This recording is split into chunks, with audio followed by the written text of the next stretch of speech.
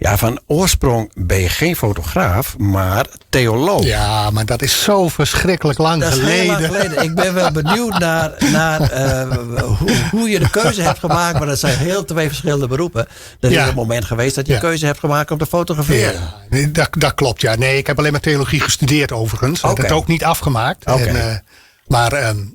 Toen heb ik een hele tijd helemaal niks gedaan. Of zoekende geweest, zal ik maar zeggen. Ja. En uiteindelijk ben ik fotograaf geworden, omdat ik dat gewoon ontzettend leuk vind om te doen. Ik deed dat ook toen al een tijd lang. Ja, maar hoe lang ben je al fotograaf? Ik ben sinds 1993 fotograaf. Okay. Dus ik ben nu, dat is 33 jaar. Ik kan al bijna weer eens een jubileum doen. Klopt. Nou heb je niet altijd in Friesland gewoond. Je komt volgens mij uit Utrecht, dacht ik? Ja, ik heb heel lang in Utrecht gewoond, in de stad Utrecht. Ja. Maar er is een moment geweest dat je naar Friesland bent gekomen. Klopt, ja. 5 jaar geleden. Ja. En met reden? Of? We wilden uit de stad weg. Dus, ja, dat was in de coronatijd. Ja. En dus toen was het eigenlijk de lol van de stad er een beetje af. En kijk, ik ben natuurfotograaf, dus ik kwam natuurlijk al heel veel buiten.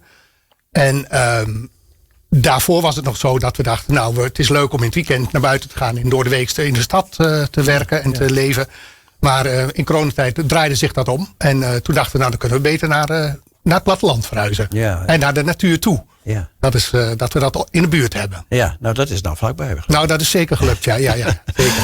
Waar komt die interesse vandaan om vooral die natuur te fotograferen? Wat boeit jou erin? Ja, dat is natuurlijk moeilijk te zeggen. Dat is eigenlijk een interesse. Ja, die is er gewoon. Kijk, en vogels zijn dan nog, vind ik althans, weer bijzonder interessant. Omdat het een soort is die te midden van ons leeft.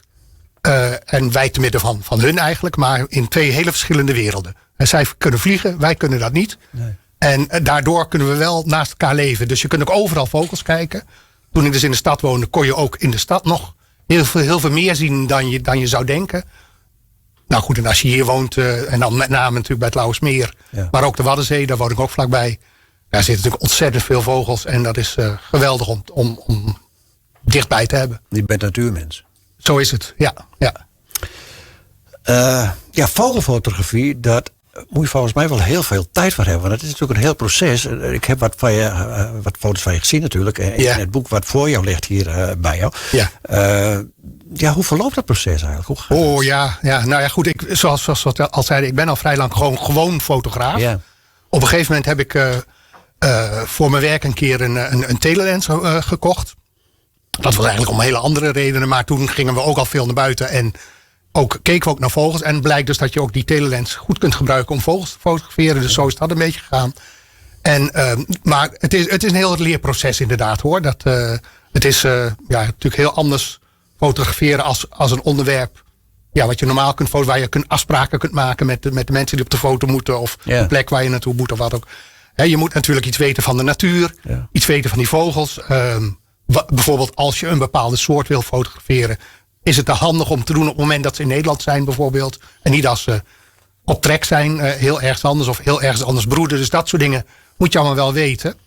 Dus voor een deel gaat het over de vogels zelf en de natuur zelf waar je meer van af moet weten. En dat leer je aldoende natuurlijk ook. Ja. En daarnaast heb je natuurlijk ook gewoon nog het vakmatige. Dat je moet natuurlijk ook leren hoe je met zo'n grote telelens mooie foto's kan maken, dat het scherp is.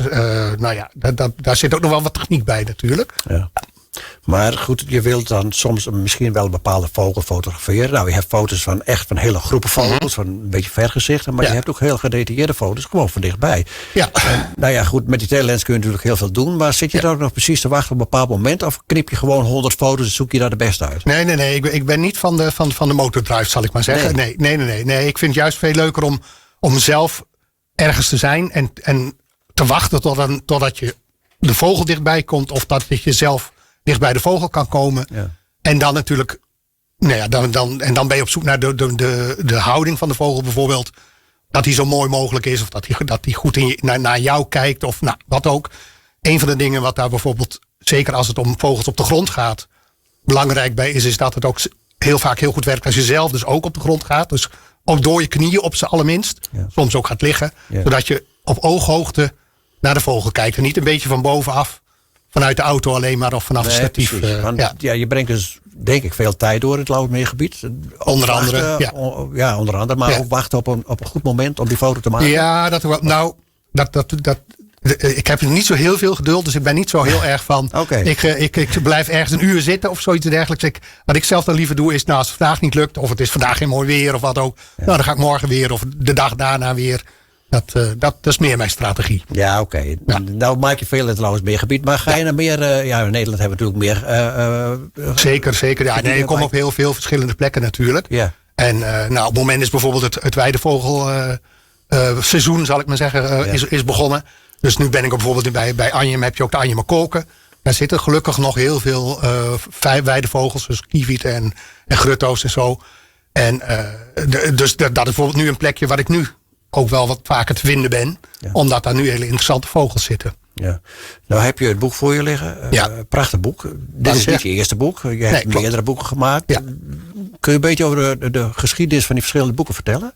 Ja, ik heb... dat is verlopen. Ik ben, moet ik even nadenken, 1914 hoor mij, 2014 moet ik zeggen. Begonnen met, dat was mijn eerste boek. Dat ging over de vogels rond de Noordzee.